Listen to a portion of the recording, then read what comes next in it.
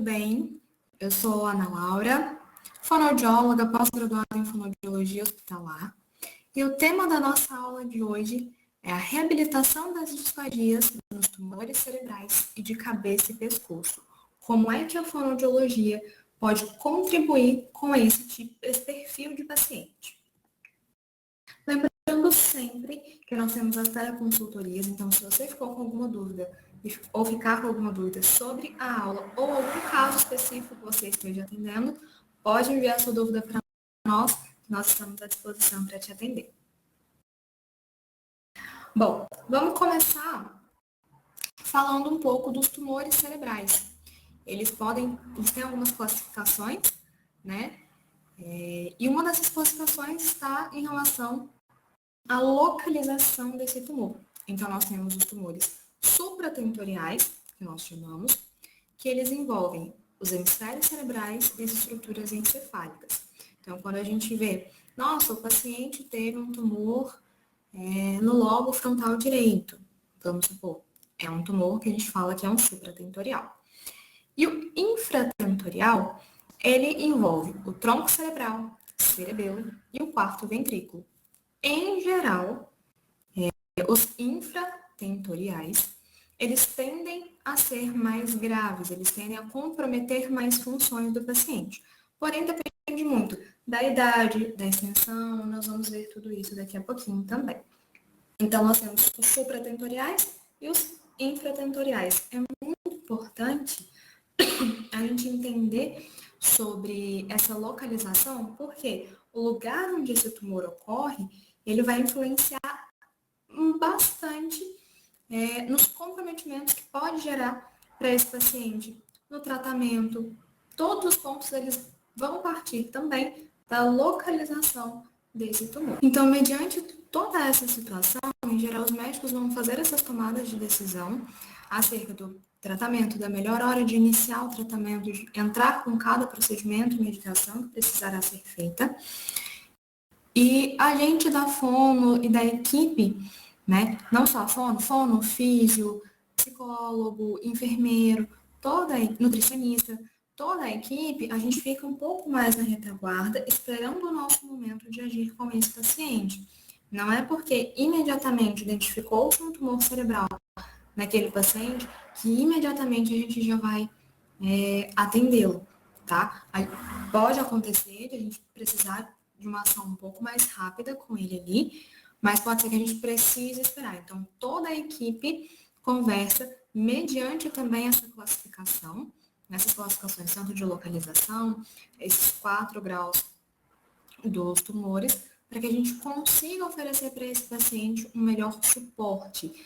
Às vezes, como a gente falou ainda agora, às vezes não vai ser um paciente que nós vamos necessariamente curar, né? A gente não vai retirar esse tumor, a gente não vai fazer um tratamento de radioterapia, de quimioterapia, que vai promover uma recidiva, né? Uma recisão desse tumor. Ele não pode ser que isso aconteça, não. É um tipo, é um lugar, é um grau, é um avanço que a gente não pode mexer. Mas ainda assim, a gente oferece qualidade de vida para esse paciente, a gente oferece um manejo para esse paciente. Por que a gente fala dessa forma?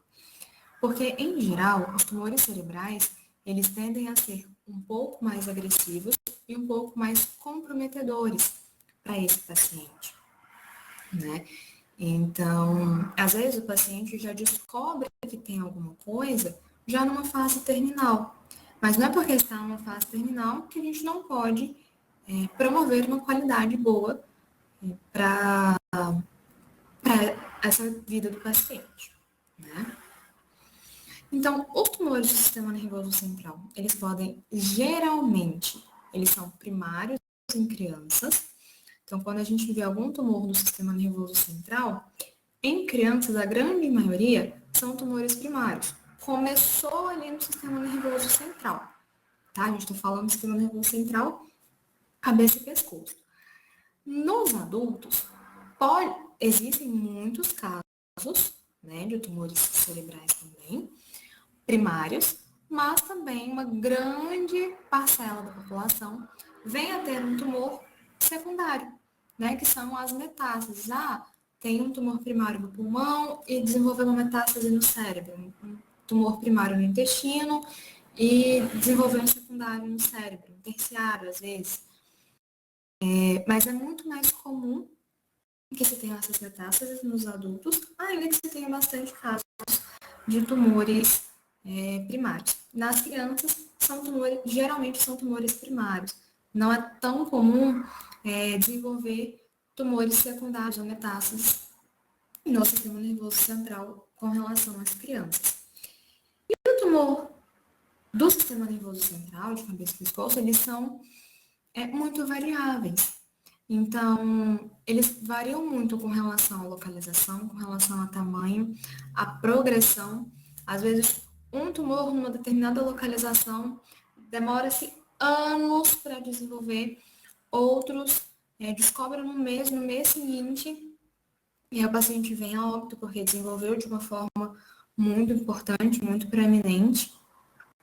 Então, essa característica da variabilidade, como eles são muito variáveis, acaba dificultando também para nós da área da saúde, para nós, equipe que está cuidando desse paciente, porque para a gente acaba se tornando um tanto imprevisível também. Né? Então, a gente vai fazendo o acompanhamento e existem alguns momentos que vão fugir do nosso controle, mas nós estamos sempre atentos a qualquer mudança, o menor sinal que apontar nesse paciente, porque às vezes, num exame de imagem, ainda não está na época de fazer. Tem uma periodicidade, né, para se fazer os exames de imagem e tudo mais, não só a sintomatologia. Mas às vezes não está ainda no tempo de fazer o acompanhamento, mas o paciente dá algum sinal, seja na fonoaudiologia, seja um sinal nutricional, seja um sinal fisioterápico. Às vezes a enfermagem também, eles têm um olhar muito clínico para isso. Poxa, esse paciente aqui pode estar piorando, pode estar acontecendo alguma coisa com ele. E a gente sempre reporta, né, para a equipe, porque todo mundo tem que se comunicar. É uma das áreas de atuação da saúde que a gente mais precisa de uma equipe de fato, uma equipe que conversa, uma equipe que fale a mesma língua, que tenha mais ou menos a mesma visão dos quadros dos pacientes. Com relação à disfagia em si, as crianças elas tendem a ter uma disfagia severa nos casos infratentoriais. Lembra que os infratentoriais pegam ali cerebelo, tronco cerebral e o quarto ventrículo? Então, os tumores nessas regiões, em geral, são mais graves, geram uma disfagia mais severa, uma disfagia mais grave. E para nos adultos, é mais comum quadros graves em tumores primários, tanto supra quanto infra, tá? Porque o adulto, ele acaba comprometendo de uma forma um pouco diferente. E também nas metástases. Então, nas crianças, a gente vê uma disfagia mais importante nos infratentoriais.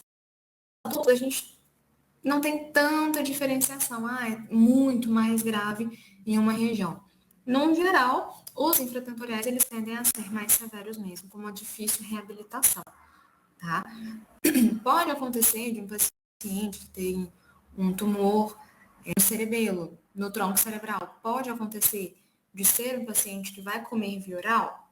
Raramente. Pode acontecer? Pode. É difícil?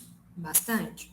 Né? O tronco cerebral, ele comanda muita coisa e ali saem muitos pares de nervos cranianos. Então, acaba dificultando bastante essa situação para o paciente. Então, em geral, infratentoriais, eles são mais graves na sintomatologia, tá? Mas no adulto, geralmente os tumores, eles tendem a comprometer a deglutição do paciente de uma forma mais importante. Mas não é somente a disfagia que é comprometida, né? A gente vai falar da reabilitação das disfagias, porém, tudo isso aqui pode ser comprometido no paciente oncológico, né? Com um tumor cerebral, um tumor de cabeça e pescoço. Pode afetar a comunicação, a linguagem, a fala e a deglutição. Toda a motricidade dessa região de cabeça e pescoço pode ser prejudicada, porque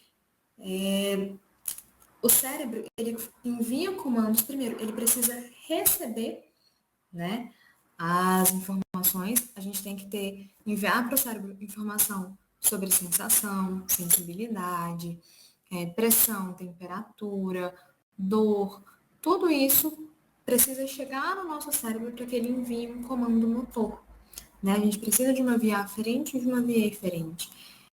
E todas as nossas funções podem ser comprometidas. Então, pode ser um paciente que pode vir a ter uma compreensão bem bacana, dependendo da localização do tumor, ele compreende bem, mas o ato motor dele é muito ruim. Ele não vai conseguir movimentar o queixo, movimentar a boca, movimentar a língua, nos planos de movimento que ele precisar, para que ele consiga se comunicar. Então, pode ser que seja um paciente que evolua para uma comunicação alternativa, pode ser um paciente que evolua para essa comunicação. A linguagem compreensiva pode ser afetada, o paciente não entende muito. A expressiva também pode ser comprometida, que a linguagem expressiva também é a fala, né? Então, a fala desse paciente pode ser uma fala mais arrastada, pode ter uma dificuldade ali de articulação, pode ter uma dificuldade na elaboração dos sons. Tudo isso pode ser comprometido também pela presença do tumor ali, né? Tanto pela alteração celular em si, quanto pela região, pela compressão que esse tumor pode fazer de uma região, inibindo a ação onde ela ocorre. E a gente também tem o comprometimento da deglutição. Se a gente parar para pensar, poxa, se um ato motor do meu músculo não está funcionando bem, a minha deglutição vai ser prejudicada. Desde a mastigação até chegar no estômago. Tá? Todas as fases da deglutição, elas podem estar comprometidas, porque a gente tem algumas fases, né? Para a gente engolir um alimento, a gente precisa de algumas fases ali. Então, a gente começa numa fase antecipatória, que vem antes da alimentação. É o momento que o paciente precisa ver a comida, sentir o cheiro, às vezes até tocar, dependendo do paciente. Se ele tem um tumor, por exemplo, que afetou a visão, às vezes o paciente pode ter necessidade de pegar naquele alimento que ele não está mais acostumado, se ele ficou com uma via alternativa, por exemplo, ele pode querer ter que pegar nesse alimento para ter uma fase oral, uma fase antecipatória ativada. Por quê? Porque ele precisa ter vontade, ele precisa querer comer, né? Então, ter um prato bonito, ter um prato cheiroso é muito importante para esse paciente também, tá? Fase oral, é a fase que o paciente capta o alimento e começa a fazer o bolo alimentar. Então, se eu não tenho uma boa destreza, uma boa movimentação dos meus músculos, eu não vou conseguir uma mastigação eficiente. Eu não vou ter uma amplitude de boca bacana para eu morder o alimento ou para que a colher caiba na minha boca. Eu não vou conseguir.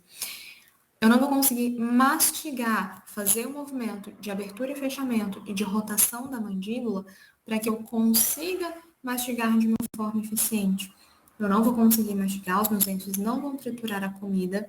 Essa comida não triturada ou de mal triturada, ela pode gerar uma dificuldade também até na digestão, porque a nossa digestão ela já começa na boca, né? As enzimas que estão presentes na nossa saliva, que ajudam a formar o bolo alimentar, essas enzimas elas já ajudam a iniciar o processo de digestão do nosso alimento. Então, se eu não mastigo bem, não coloco ali um bolo alimentar eficiente, dificilmente eu vou conseguir uma digestão mais tranquila. Eu vou ter uma sensação de peso mesmo. Quando a gente come aquela feijoada no domingo, que fica com aquele estômago pesado, aquela sensação pesada, demora para fazer a digestão, porque é uma comida mais pesada. Essa sensação pode acontecer com alimentos mais leves, nos casos dos pacientes oncológicos. Tá? Então, a gente vai ter uma fase oral muito comprometida, a língua não vai conseguir fazer o movimento que ela precisa de lateralização do bolo alimentar, não vai conseguir fazer uma válvula de pressão contra o palato mole para que esse alimento seja escapado para a fase faríngea da deglutição, para que ele escape lá para a nossa faringe. Então, vai ficar muito resto alimentar na boca. Qual o grande risco? Se o paciente não sente, ou se ele até sente, mas ele não consegue tirar aquele bolo alimentar dali, ele não maneja esse bolo. Ele pode querer descer ali para a garganta e na hora que ele quer descer, se não é um paciente que tem proteção de via aérea, ele pode broncoaspirar. Nós temos também a fase faríngea.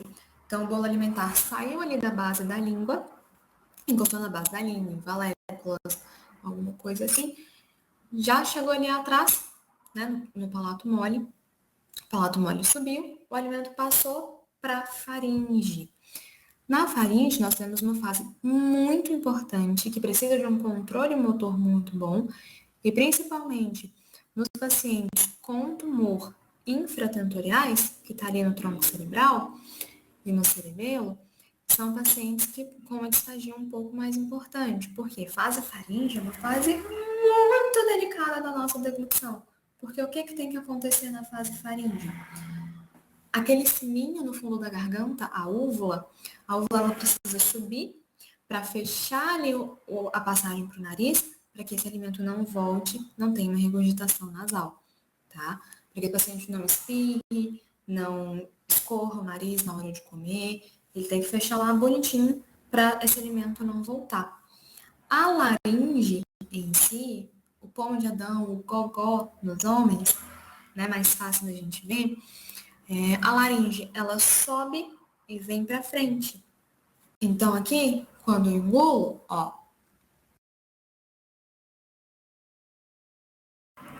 percebem que movimenta?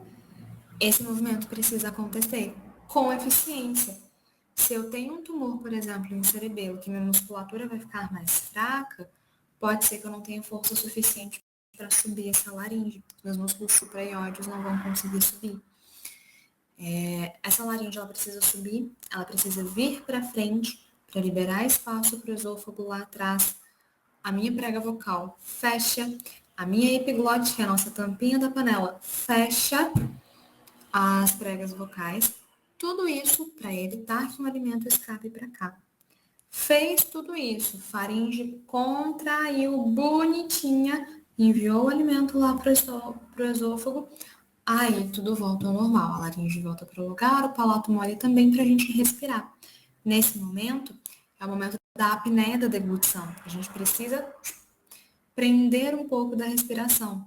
Se é um paciente que eu vou ter um comprometimento de bulbo, por exemplo, eu vou ter um controle respiratório ruim. Posso ter, né? Posso ter um controle respiratório ruim. E aí, como é que eu vou coordenar respiração e deglutição? Se eu não posso respirar na hora que eu estou engolindo, já fica um pouco mais complicado, né? E por fim, a gente tem a fase esofágica da deglutição, que é quando o alimento chega no esôfago. O esfíncter esofágico superior se abre, o alimento entra, o esôfago se contrai, o esfíncter esofágico inferior abre, o alimento termina de passar para o estômago e aí o de cima fecha para esse alimento não voltar, para não ter um refluxo gastroesofágico. Então, a deglutição, ela é uma sequência motora, ela é uma sequência de ações motoras muito delicada e precisa de muitos detalhes funcionando para que seja uma deglutição eficiente e essa comida não vá parar no pulmão do paciente. Por isso que a gente precisa tomar bastante cuidado e entender muito como é que esse paciente funciona. Por que eu falo como esse paciente e não como esse tumor? Porque cada paciente tem um perfil. A gente pode pegar 2 pacientes com a mesma localização de tumor, o tumor do mesmo tamanho, com as mesmas classificações, e eles podem ter disfagias diferentes. Eles podem ter sintomas e sinais diferentes também. Então, a gente programa muitas terapias de uma forma extremamente individualizada. Porque o perfil de um paciente oncológico é completamente diferente de outro. Às vezes, o tempo está mais avançado, o tempo está mais devagar. Tudo isso a gente vai levar em consideração na hora de avaliar e de fazer a terapia com o paciente. Então, quando a gente vai verificar o comprometimento da deglutição dele, a gente vai depender da natureza, né, de que tipo de tumor é esse, qual tipo de célula que ele acometeu, a extensão dessa lesão. É um tumor pequenininho, é um tumor de volume maior, comprime alguma região, afeta quais regiões? A velocidade de crescimento do processo tumoral. Então, é aquele caso que a gente comentou lá no começo. Tem paciente que vai demorar anos para aquele tumor crescer um beicinho de pulga. mas vai ter paciente que em um mês já cresceu horrores. Então, a gente precisa acompanhar a velocidade do crescimento tumoral do paciente. E também do local. Paciente que tem um tumor do lado direito, vai ser um paciente diferente do tumor do lado esquerdo. É frontal, é temporal, parietal, onde esse tumor. Essa localização também vai fazer muita diferença. Então, o que a gente precisa para a gente deglutir? O que a gente vai precisar? Muito, muito, muito, muito, muito. A gente vai precisar do tronco cerebral e do cerebelo. Porque ali é que a gente vai organizar muita informação. Mas a gente precisa também dos atos motores, tá? Então, no tronco cerebral, a gente vai ter uma aferência, principalmente da orofaringe, para o tronco cerebral. Então, vem uma informação aqui para o nosso tronco cerebral que está aqui atrás, vem uma informação dessa região aqui para trás para falar, ó, essa pessoa está comendo, viu? Tem um alimento ali, essa pessoa vai precisar comer. Chegou essa informação aqui no tronco cerebral, eu preciso de um ato motor que vai acontecer a partir dos nervos que estão no tronco cerebral também. Por isso que ele é muito importante, né? Então, a gente recebe essa informação, tem processamento de todas as partes, a gente compreendeu a informação no lobo temporal, a gente integrou as sensações aqui no parietal, a gente vem com o ato motor aqui no frontal, tá? O ato motor ele se dá principalmente de lobo frontal. A gente processa muito dessa informação, elabora e envia pelo nervo através do tronco cerebral também. Então, nós temos os 12 pares de nervos cranianos aqui, cada um com a sua função. Se a gente tem um tumor que compromete o nervo, é muito difícil a gente ter um paciente com comprometimento de nervo que permaneça com via oral. Em geral, são pacientes que vão para a via alternativa de alimentação. Por quê? Nervo é algo muito difícil da gente estimular. Não que seja impossível. A gente pode e deve, principalmente, a gente pode e deve estimular esse nervo, tá? Mas é um paciente que já tem um prognóstico um pouco mais reservado, é um pouco mais complicado. Não devemos desistir do paciente, tá? Porque tem coisa pra gente fazer, mesmo que seja um paciente que esteja exclusivamente de via oral, não pode, não tem condição nenhuma de nada via oral. O manejo de cabeça e pescoço a gente tem que fazer para pelo menos que esse paciente gerencie a saliva dele, tá? E no cerebelo, a gente tem algumas questões muito importantes. Primeiro, o cerebelo ele é um dos grandes responsáveis por nos ajudar com o equilíbrio. Então, a gente tem um labirinto dentro do ouvido, né? Os canais semicirculares e tudo mais, que vão nos ajudar a indicar para o nosso sistema nervoso central a nossa posição e o que a gente está fazendo. Para manter esse equilíbrio que interpreta essa informação, vai ser o cerebelo, tá? Então, quando eu tenho um comprometimento, eu posso ter do cerebelo, eu posso ter um comprometimento do equilíbrio. Então, já aconteceu, por exemplo, o tio de uma amiga minha sofreu um acidente, teve um comprometimento, não foi por tumor, mas teve um comprometimento de cerebelo. Ele não conseguia andar porque ele desequilibrava. Ok, mas ele tinha uma dificuldade muito grande de decisão. Por quê? Porque o cerebelo dele não conseguia fazer com que ele mantivesse o equilíbrio sentado para que ele conseguisse se organizar para comer. Essa organização do equilíbrio do paciente, equilíbrio postural, equilíbrio da musculatura, é extremamente importante. A gente precisa oferecer isso para o paciente. O cerebelo, ele também nos auxilia no controle do tônus muscular. Então, para manter um músculo no lugar, com a contração necessária para que ele se mantenha naquele lugar, eu preciso do meu cerebelo. Agora, se eu tenho um cerebelo que está comprometido por um tumor, ele não está funcionando muito bem, eu posso ter uma disfunção desse tônus, tanto para mais quanto para menos. Aí depende do paciente. Se ele evolui para um tônus de uma contratura maior, aí é um paciente que vai ter muito trismo. Pacientes com tumores neurológicos, é muito comum encontrar esses pacientes com trismo, fecham e apertam muito a boca, e a gente precisa estimular a abertura dessa boca. E dependendo do grau desse trismo, a gente sozinho não consegue, tá? Aí a gente precisa chamar o dentista para que ele, com o maquinário, consiga abrir a boca desse paciente, tá? Independente se ele come pela boca ou não. Ou então pode acontecer também desse paciente ter uma musculatura muito flácida, muito fraca. Se eu não consigo ter força, e principalmente força de contração com esse músculo, como é que esse paciente vai conseguir recrutar esse músculo na hora que ele precisar engolir? Como que ele vai contrair uma faringe se ele tem uma musculatura hipotônica? Como que ele vai conseguir fazer um manejo de mastigação, abrir, fechar a boca? Ele vai, um paciente que tem a tendência a ficar com a boca mais aberta, os pacientes laços. Como que ele vai fechar a boca e manter uma pressão intraoral se ele não tem essa força? A gente vai precisar estimular bastante esse paciente, até que a gente consiga um mínimo de adequação ali. Nem que seja pelo menos para manter a deglutição da saliva dele, tá? Mas outros aspectos não relacionados a atos motores, mas que também fazem muita diferença para a deglutição do paciente, é o processo de atenção e cognição involuntários. A gente precisa de uma cognição preservada para a gente conseguir engolir. Tá? Às vezes o paciente pode ter uma grande dificuldade de entender o que está acontecendo ao redor dele. Pode. Mas pelo menos um mínimo de cognição preservada a gente precisa.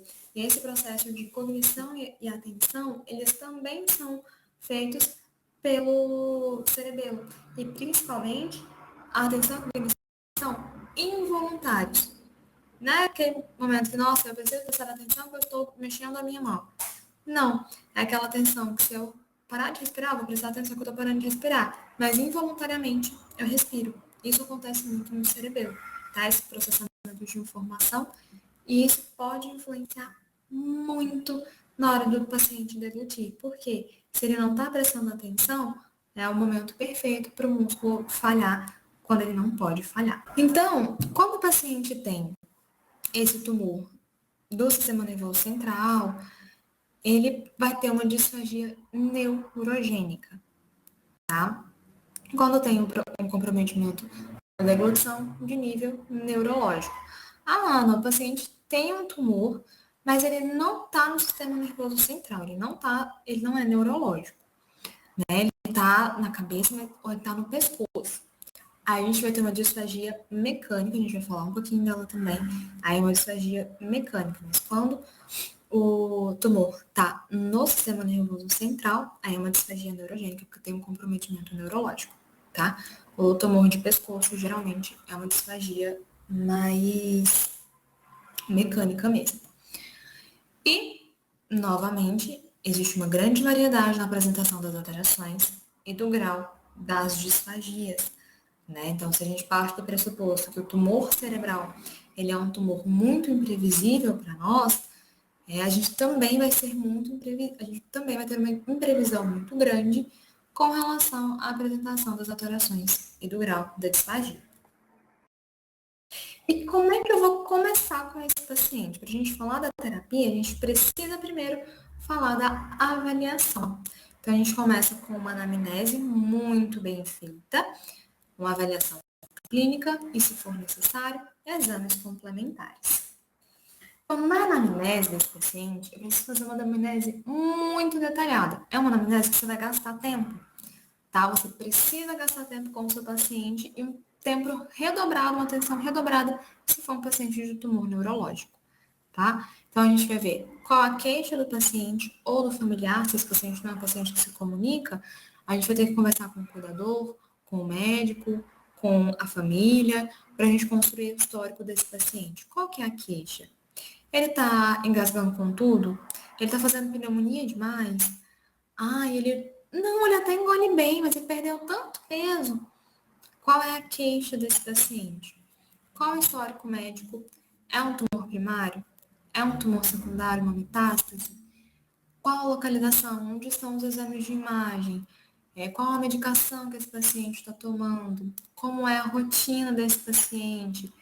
qual é a posição que esse paciente come, qual a consistência que ele come, qual o utensílio que ele come. Ele consegue comer sozinho ou ele já é um paciente tão acamado que alguém precisa ofertar essa comida para ele?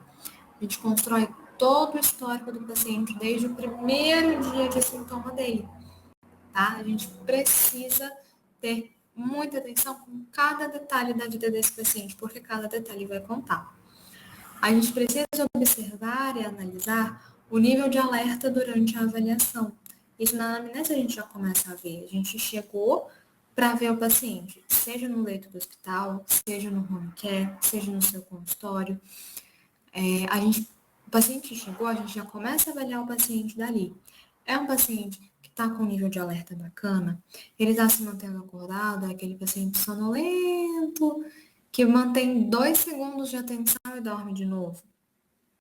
A gente precisa muito desse nível de alerta, porque se é um paciente que pelo tumor já fica muito rebaixado, pelo tumor, não pela medicação, se é um paciente que já fica naturalmente rebaixado, como é que eu vou ofertar um alimento para esse paciente?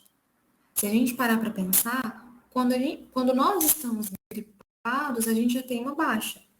A gente já não quer comer, a gente já fica meio de lado, a gente já fica meio sonolento, mais mole.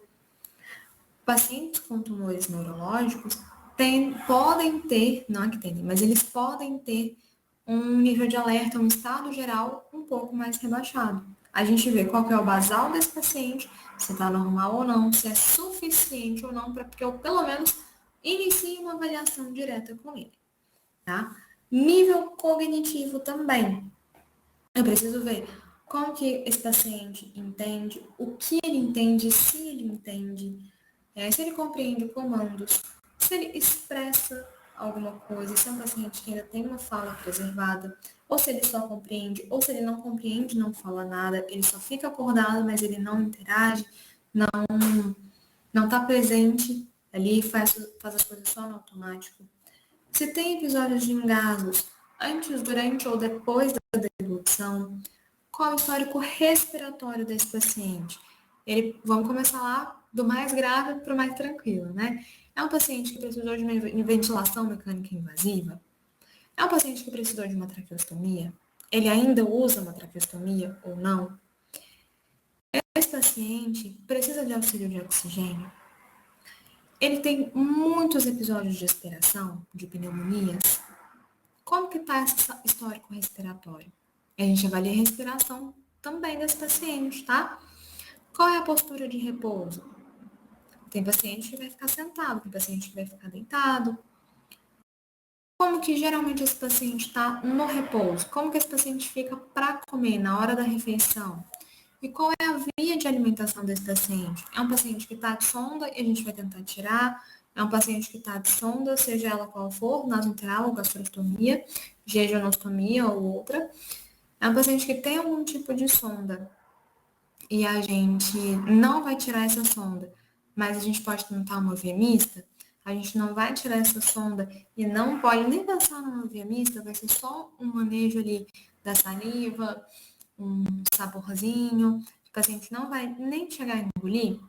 Como que é essa via de alimentação e o que a gente pode esperar desse paciente? E histórico de fonoterapia. Já fez fonoterapia, não fez, está há quanto tempo sem? Tudo isso vai contar também. A gente mexer com um paciente que já teve alguma manipulação fonoterápica é um pouquinho diferente do paciente virgem de terapia. E aí, depois que a gente já construiu todo esse histórico, a gente já falou mais que a vida com essa família, o que a gente vai fazer? A avaliação desse paciente. A gente começa, no momento que o paciente apareceu na sua frente, já começa a sua avaliação, antes mesmo da anamnese. Então, a gente avalia a postura desse paciente, se ele está acamado, se ele está na cadeira de rodas, se ele está com andador, se ele está independente. A gente monitora os sinais vitais desse paciente. O tempo todo, eu tenho que ter um oxímetro. Não tem higiene de praxe, mas no quarto, em casa ou no consultório, o tempo todo com o oxímetro no dedo, porque eu preciso averiguar como está essa respiração antes, durante e depois de todo o meu procedimento. Antes dele comer, enquanto ele come, depois que ele come, se precisou de manobra, como que ficou antes e depois da manobra. A gente faz também uma observação, além da escuta cervical e pulmonar, a gente vai lá, escuta, vê se tem alguma estase faríngea, vê se tem algum sibilo, algum outro som no pulmão. A gente avalia respiração também. Como que está a frequência respiratória, como estão os ciclos, está sendo eficiente, não é eficiente. Ele tem uma incoordenação pneumofonarticulatória, ele incoordena na hora de engolir. O que está acontecendo com a respiração desse paciente? A gente precisa ser muito atento, porque às vezes uma alteração discreta de respiração pode indicar alguma disfagia para a gente também, tá? Às vezes o paciente que broncoaspira, nem sempre ele engasga, nem sempre ele dá um sinal para a gente de que broncoaspirou, tá? Porque às vezes até uma equipe mesmo hospitalar acredita, não, eu dei a comida, o paciente não tossiu, não engasgou, porque tá comendo bem. Opa, nem sempre. A gente tem as aspirações silenciosas, tá? O que é isso? A comida entra, vai direto e reto para o pulmão, mas o paciente já não tem mais reflexo de tosse. E essa tosse não protege esse pulmão. Então, muitas vezes, porque esse é um ponto extremamente importante durante a avaliação da gente monitorar sinais vitais. Nem sempre uma broncoaspiração se dá somente pela queda de saturação de 5 ou mais pontos, né? Ah, caiu de 95 para 90, ou caiu de 95 para 80, mas depois a deglutição melhora. Nem sempre é só pela queda da saturação, tá? O aumento da frequência cardíaca também pode ser um sinal muito importante. Às vezes, o paciente até ficou um pouco mais ofegante, não chegou a cair na saturação, mas o paciente ficou um pouco mais ofegante, bateu a asa do nariz aqui, ficou mais... Pode ser um sinal de pelo menos uma penetração laríngea, tá? E quando a gente fala sobre o batimento cardíaco na hora da deglutição, é comum que a gente tenha um certo esforço, que a gente engole, a gente faz movimento, então é comum que a gente tenha uma discreta elevação da frequência cardíaca. Então, é um paciente que estava ali com 80 de batimento cardíaco antes de comer. Na hora de comer, ele foi ali para uns 85, 90. Ok, tranquilo, aumentou, mas aumentou pouco. Agora, se é um paciente que estava com 80 de frequência cardíaca, na hora que ele engoliu, estava prestes a engolir, um pouquinho depois que ele engoliu, o coração dele dispara para 150. Ele terminou de engolir, voltou à frequência cardíaca normal, aí pode ser um sinal de alerta para nós que existe uma possível penetração ou uma aspiração laringotraqueal, tá? Monitorei sinais vitais, fiz a ausculta cervical e pulmonar. Eu vou verificar se eu tenho reflexos patológicos presentes. Então, o paciente que eu toco na boca, ele já fecha de uma vez. O reflexo de gag dele está super anteriorizado. Eu mal encosto meu dedo na língua dele, ele já ativa o reflexo de vômito. Esses sinais,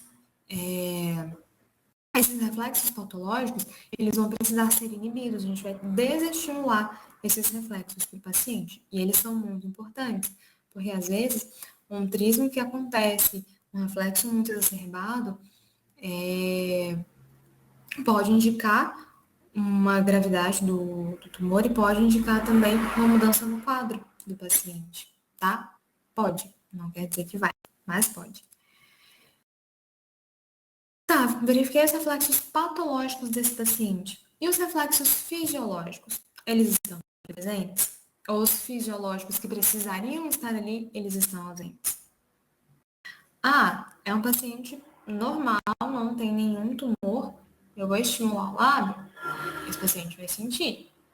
Alguma resposta esse músculo vai me dar. Às vezes o paciente vai fazer só uma discreta contração. Respondeu? Mas e quando eu estimulo esse lábio, esse paciente não responde?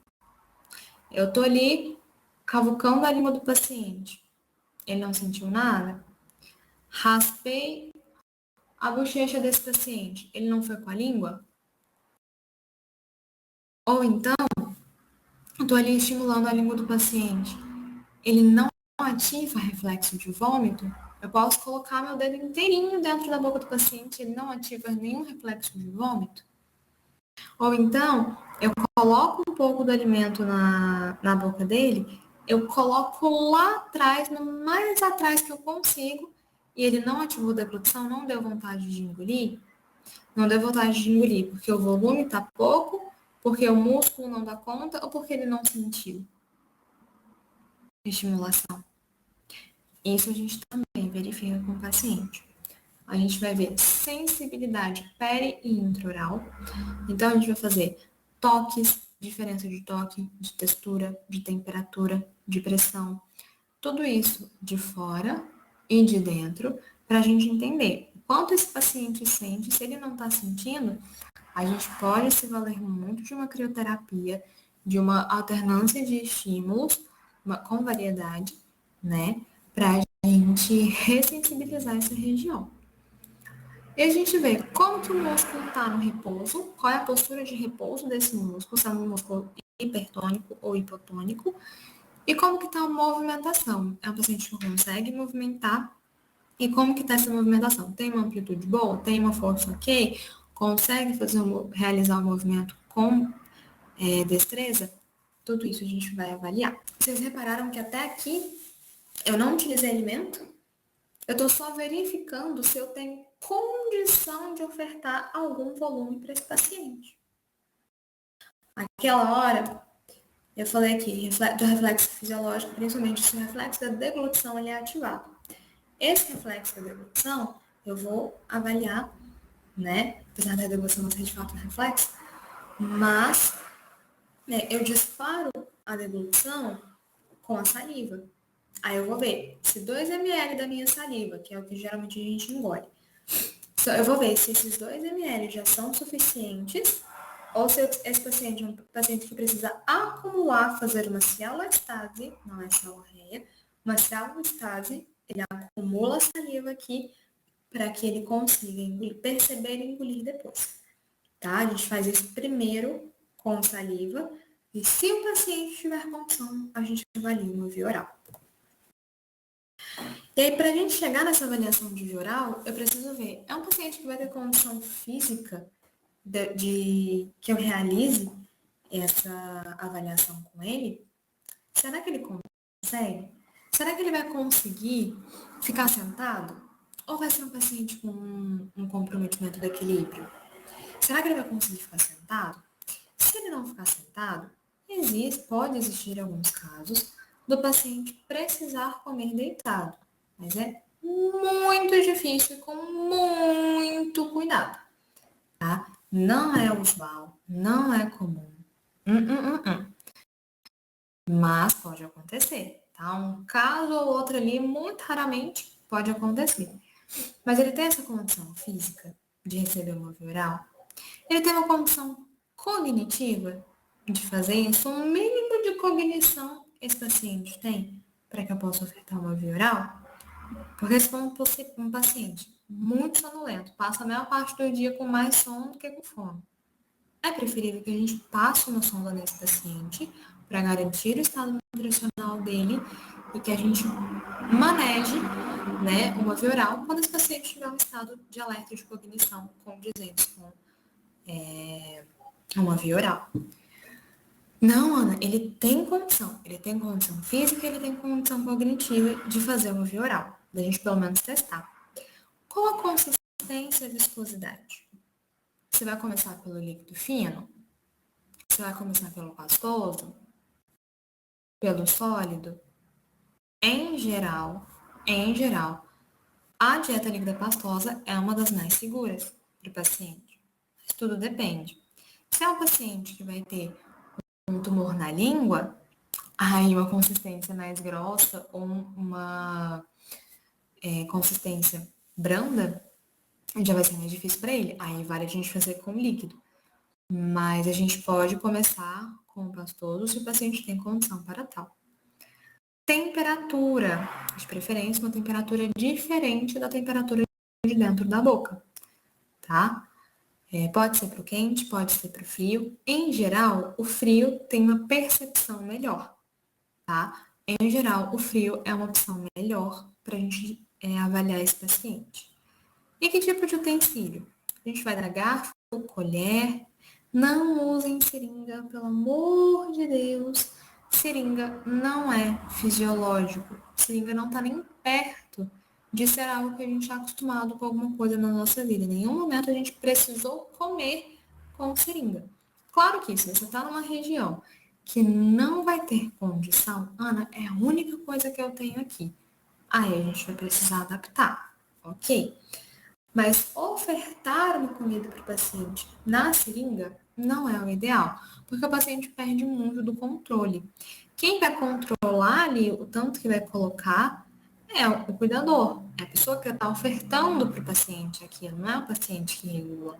Então, às vezes, o outro pode empurrar o êmbolo com uma força muito grande, a comida vai lá para trás de uma vez, o paciente engasga.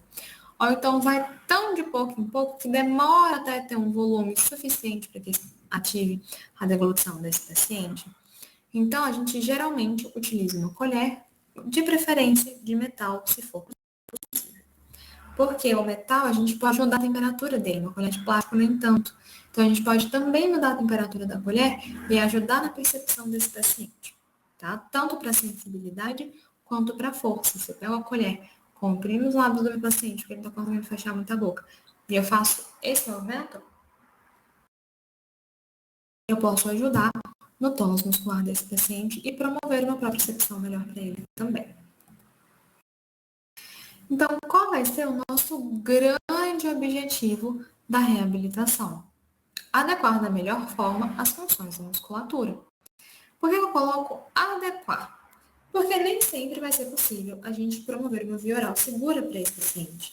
Claro que no mundo ideal, o nosso grande objetivo é, ou se a gente está falando da disfagia, é ofertar uma via oral segura para esse paciente. Mas nem sempre isso vai ser possível.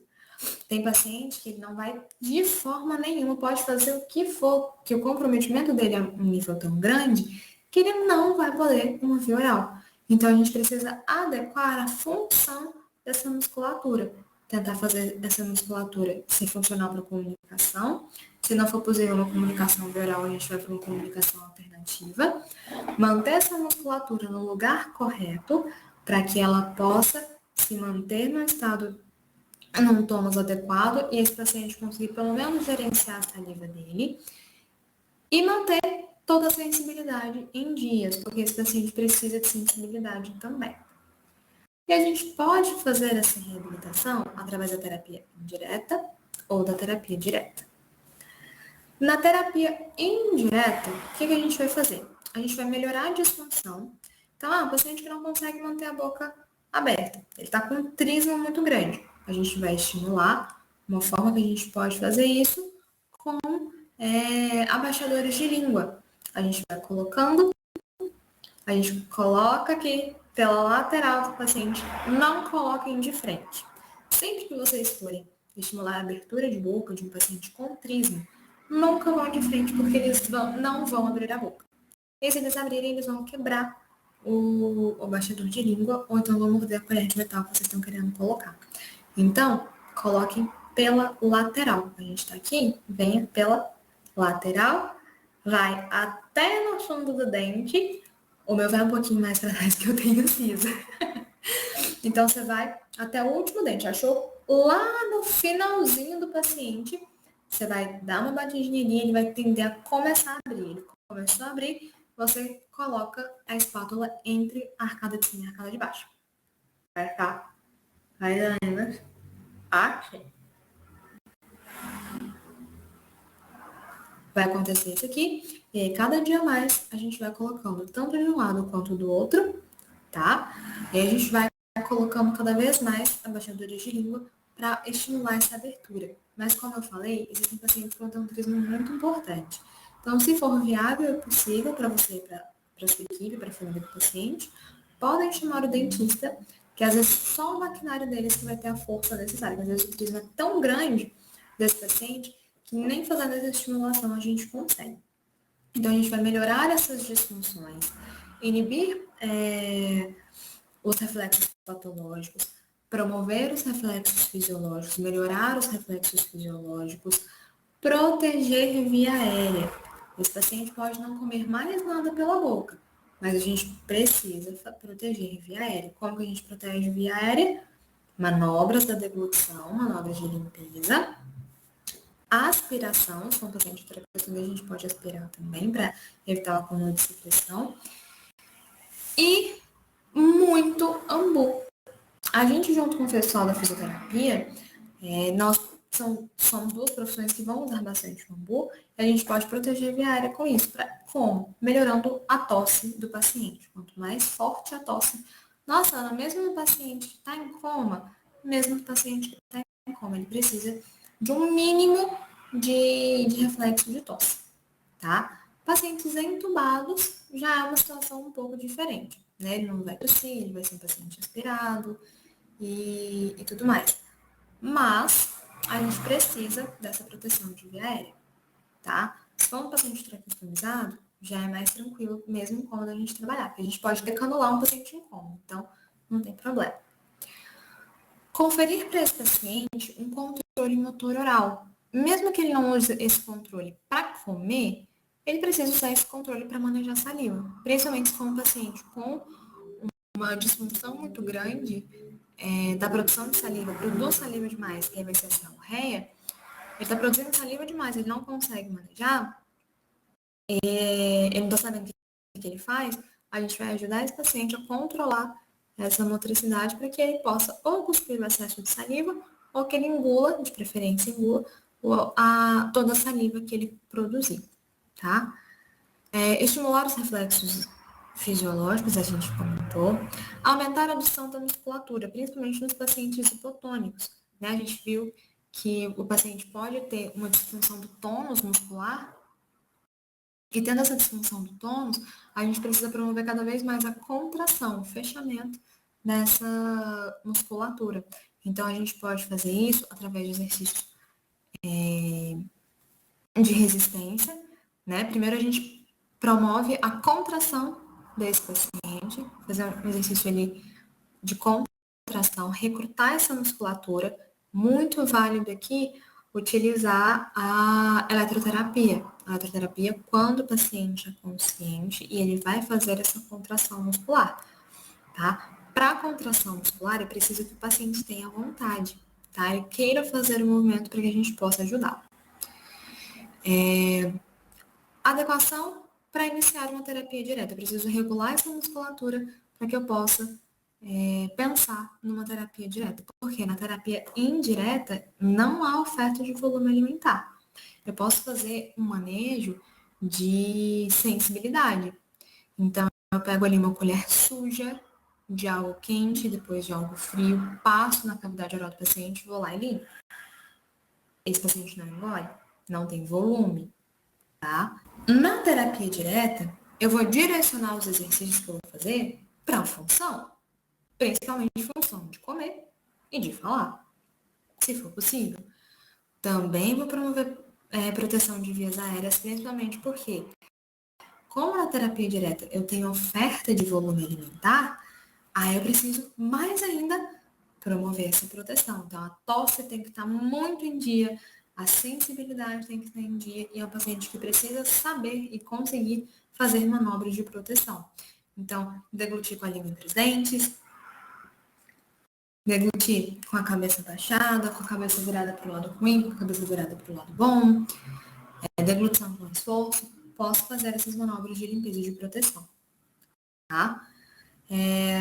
O grande objetivo, uma alimentação oral segura, minimizando os riscos de penetrações e aspirações. Por que eu sempre gosto de falar minimizar? Porque a gente está sujeito a ter uma aspiração. Mesmo nós que não temos nenhum tumor cerebral, que a gente está tratando dos tumores aqui, mesmo que a gente não tenha nenhum tumor, a gente pode estar comendo uma balinha, engasgar com essa balinha e aspirar essa balinha. Pode acontecer sem a gente ter nenhum histórico. Então, a gente minimiza esses riscos de penetração e aspiração, porque não tem como a gente zerar esse risco. A gente comeu, a gente tem risco de aspiração, tá? Então, a gente minimiza esses riscos. Então, fiz essa anamnese bem bacana, fiz a avaliação do paciente, vi tudo que está alterado, tudo que falta e tudo que ele já tem, e a gente parte do que o paciente já tem. É mais interessante a gente estimular esses pontos positivos do que ficar focando somente no que falta para ele. Tá? Às vezes isso pode ser muito pesado, muito angustiante para o paciente. Ah, só está focando no que eu não consigo. Parta do que ele já consegue e vai elevando a dificuldade daquilo. Vai colocando mais obstáculos, mais dificuldades, mais peso, mais volume, outra consistência. Vai colocando mais dificuldade para o paciente conseguir, mas a partir do que ele já consegue. É menos frustrante para ele. Então a gente chega, organiza o paciente, seja o paciente sentado, mesmo que seja um paciente acamado, a gente senta esse paciente, monitora sinais vitais. A gente não pode deixar um paciente pior do que quando a gente chegou. Se a gente chegou, esse paciente não estava em desconforto respiratório, não estava sufocativo, ao final da sessão, ele também precisa estar dessa forma, tá? Então, a gente monitora os sinais vitais, avalia lá, pode fazer uma regulação orofacial. Então, a gente da fono que vai manipular desde a escápula até a região de pescoço com o paciente, para a gente colocar vibropressão, para a gente colocar esse músculo mais para cima, para a gente estimular acordando esse músculo. A gente parte para uma estimulação sensorial peri e intraoral. Então, terminei de regular, então eu vou vir aqui de fora e vou pegar pela anatomia do músculo. Agora a anatomia vai fazer muita diferença. Então, eu vou pegar a musculatura aqui da frente, a aponeurose, vou pegar aqui temporal, masseter, levantador do lábio e da asa do nariz, levantador do ângulo da boca, zigomáticos, risório, depressores, mentuais, tudo isso a gente vai estimular. A gente vai estimular com expressão, com temperatura. Então, existem alguns massageadores faciais que a gente pode utilizar para isso. Existem alguns até que mudam a temperatura do quente para o frio. Então, a gente pode se valer desses instrumentos. Ah, não tem como comprar esse massageador. Não tem problema. Você pode pedir para a família deixar um gelinho ali preparado. Pode passar algo um pouco mais gelado no rosto do paciente, depois vem com algo mais quente para fazer essa dualidade tanto de fora quanto de dentro, tá? A gente vai para os exercícios motores quando eles são necessários, abrir e fechar a boca, motricidade de língua, de bochechas, tudo isso para gerenciar a saliva. Então, a gente vai estimulando essa saliva. Nossa, Ana, é uma paciente que não tem como, não consegue. A gente vai precisar secar um pouco, né, dessa saliva. Então, é um paciente que está sofrendo com xerotomia, não está produzindo saliva.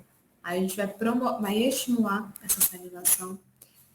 E aí a gente oferta sabores sem volume. Então, é uma colher suja, é o dedo enluvado, é uma espátula, mas terminou ali, cumpriu a função, o paciente acomodou com o estímulo, a gente coloca o estímulo até que o paciente acostumou. O paciente acostumou, a gente tira e troca. Geralmente essas ofertas, quando a gente começa a falar das ofertas, a gente faz o básico, estimulação tátil térmica gustativa. Então a gente vai variar o tátil, né? Vai variar as consistências. Aí eu vou pegar um suco de limão muito geladinho, vou colocar na ponta da minha gaze e vou passar na boca do paciente, então vou com conta-gota. Ah, não, eu vou contrastar isso com um purê de batata. Eu não vou pegar uma colher de purê e ofertar para o paciente, mas eu vou sujar a boca dele com esse gosto para deixar ele sentir, e aí depois eu retiro e vou estimulando essa musculatura até ele conseguir engolir isso, tá? Então, a gente... eu vou ofertar no copo, outro eu vou ofertar na colher. Um eu vou fazer com conta-gota e outro com a espátula. A gente sempre varia textura, temperatura e sabor. Uma grande variedade estimula melhor essa sensibilidade do paciente. A gente conseguiu passar da fase da oferta de sem volume, a gente passa para pequenos volumes até a gente chegar nas refeições, quando é possível. Tá, a gente falou muito sobre os tumores até aqui, mas existe também, que a gente comentou, a disfagia decorrente da radioterapia. Aí já é uma disfagia um pouco mais mecânica, tá? O mecanismo ali do músculo que mudou, porque a radioterapia ela mexe com as estruturas. Então vai ser uma disfagia mecânica, não tem comprometimento neurológico. Às vezes, pode ser possível ter os dois. Tem o tumor que causou uma disfagia neurológica. Tem a radioterapia que alterou a salivação do paciente. É possível, tá? Mas, em geral, ou é um ou é outro. E aí, em geral, para os tumores de cabeça e pescoço, não os neurológicos, tumores de cabeça e pescoço, de rosto e tudo mais, eles contam com uma disfagia decorrente da radioterapia. Né? A radioterapia é um tipo de tratamento para o câncer, e a radioterapia ela pode ser feita de forma exclusiva ou combinada com cirurgia e quimioterapia. E o que a radioterapia ela pode comprometer no nosso paciente? Pode provocar um edema, né, um inchaço, ou geral do paciente, ou daquela região onde estava o tumor. Pode acarretar fibrose, aí a gente vai precisar da ajuda da pessoa da fisioterapia ou da estética para ajudar a quebrar essa fibrose, quando for possível. Pode gerar muito trismo, mucosite, né, a xerostomia, odinofagia, que é a dor na hora de engolir, que às vezes resseca tanto, machuca, deixa tão sensível aquela região, principalmente os tumores de faringe, de laringe, que o paciente tem uma dor para engolir. Pode gerar uma dermatite acnítica, perda ponderal de peso, porque o paciente vai ficando tão difícil para ele para comer, que ele vai perdendo peso, tá? Não porque ele não tá necessariamente conseguindo deglutir, mas porque dói para ele, né? E o uso de via alternativa de alimentação, que pode acontecer também. Isso pode acontecer durante ou após o tratamento. Durante o tratamento da radioterapia, não é tão comum que a gente da fono atue com esse paciente, tá? Em geral, a gente atua mais no pós-tratamento, mas a gente pode intervir quando liberado pelo médico, tá? Porque às vezes a gente pode fazer algum manejo, ou utilizar algum equipamento que não vai ser benéfico para o paciente naquele instante. Então, a gente conversa com o médico antes, para que a gente consiga manejar esse paciente. Na mucosite, é uma descamação da mucosa com exposição do tecido do conjuntivo. Como que a gente pode ajudar esse paciente? Com a laser terapia. Tanto a gente da fono quanto o pessoal da odonto. Atualmente a gente fica muito feliz de receber os nossos colegas odonto. Nas equipes de UTI, nas equipes hospitalares, tem ajudado muito esses pacientes, tem evitado muitos casos de aspiração, de broncoaspiração, tem evitado muita mucosite também, então tem sido um trabalho incrível contar com eles no ambiente hospitalar. A gente pode fazer principalmente a laser terapia, né?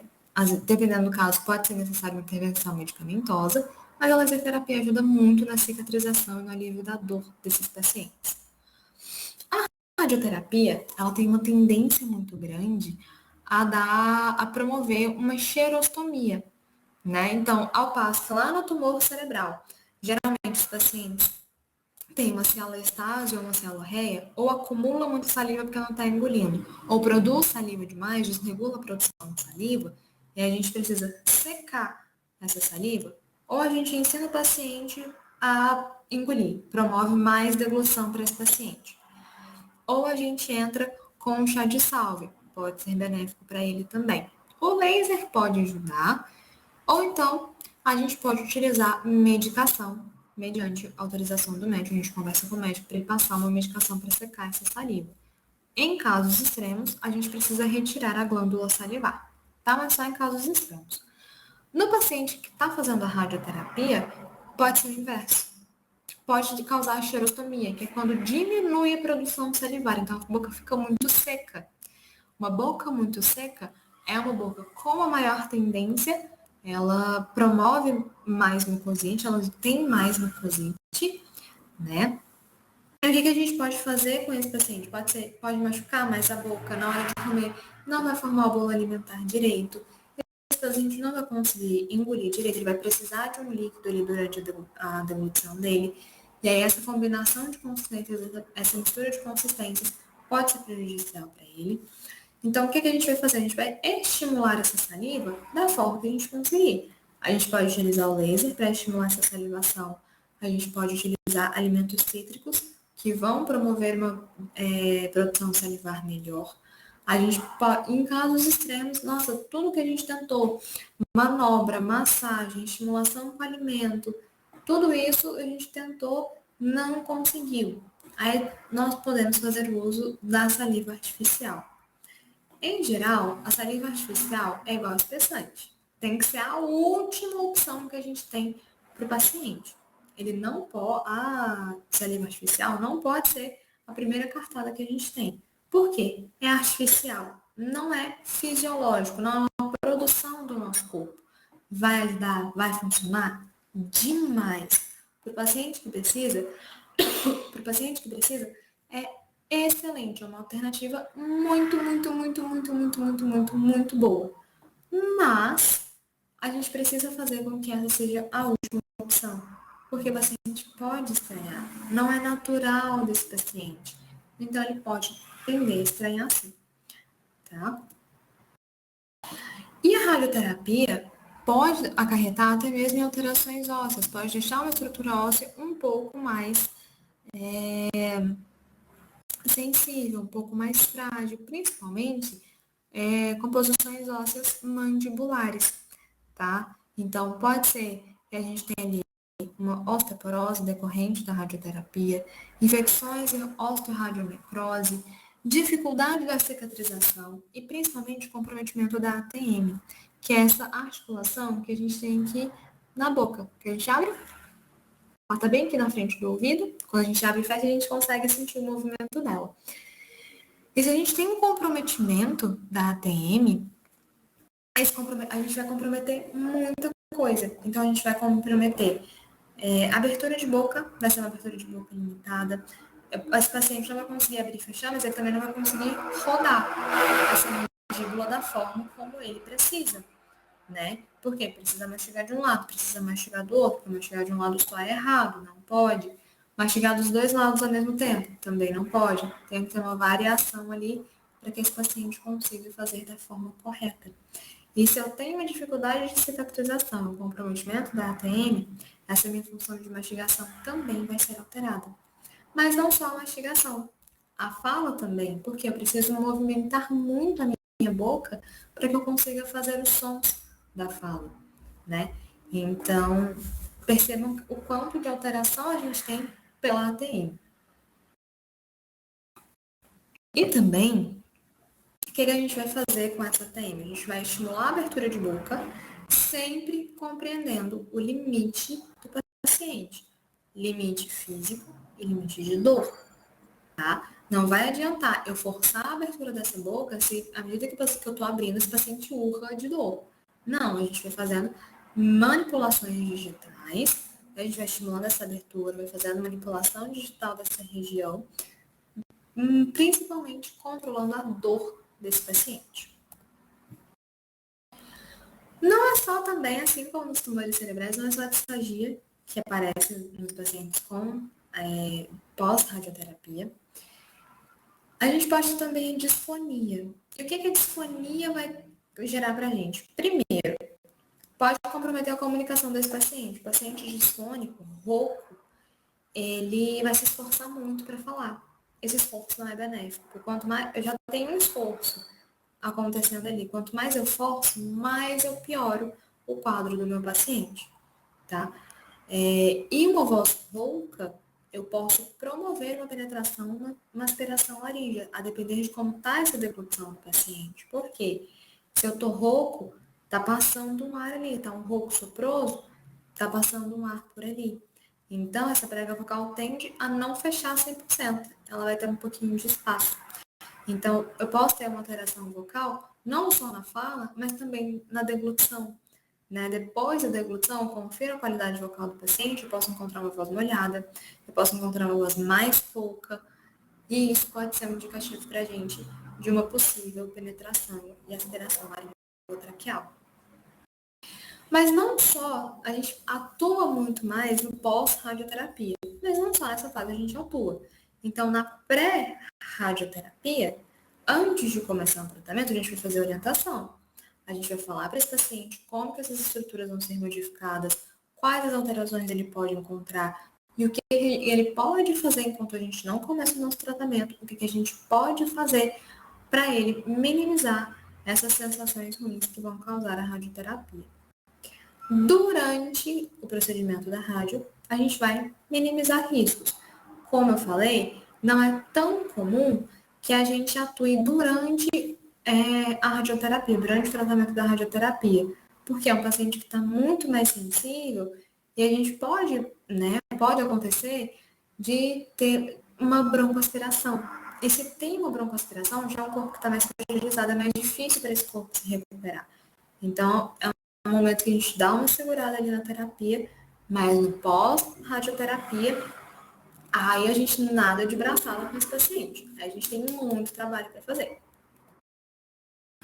Então, a gente também pode começar a terapia de forma indireta, vão ser os exercícios direcionados para aquele paciente, a gente avalia e vê qual exercício ele não está fazendo, qual exercício ele precisa melhorar, e a gente vai passar para ele fazer de 3 a 5 vezes por dia, sem esforço. Isso é muito importante. É um paciente que não pode ter muito esforço, tá? Qualquer mínimo esforço para ele é muito grande, ele pode passar mal, ele pode descompensar e é ruim. Então, sempre de 3 a 5 vezes por dia, sem esforço e respeitando o limiar de dor. Então, o que a gente vai fazer? Geralmente, são estruturas que, como a gente viu, pode dar edema, fibrose, fica mais rígido, né?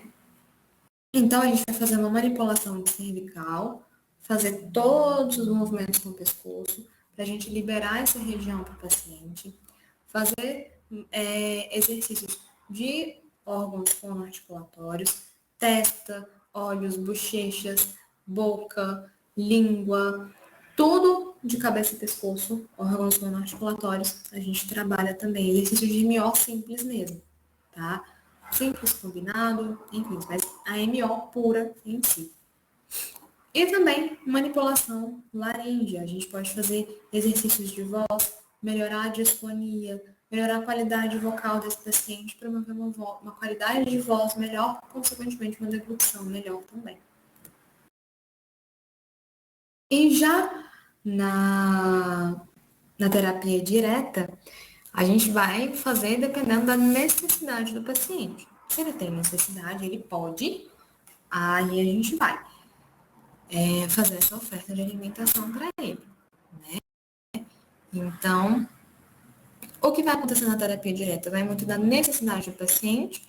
Ele está de 0 via oral, tá de sonda exclusiva. A gente vai começar uma oferta sem volume, depois com pequenos volumes, depois grandes volumes, ou não, ele está só numa consistência adaptada e a gente quer voltar essa dieta para uma dieta livre, para que esse paciente possa comer o que ele quiser novamente. Aí a gente precisa avaliar de acordo com a necessidade do paciente. Mas lembra daquele passo a passo que a gente viu? De monitorar sinais vitais, fazer uma regulação orofacial, estimular o paciente, a gente viu lá nos tumores cerebrais, também vale para esse paciente aqui, tá? Mas é difícil a gente passar uma receita de bolo, a gente pode fazer mais ou menos aquela ordem, mas é difícil especificar porque cada paciente vai ter uma demanda.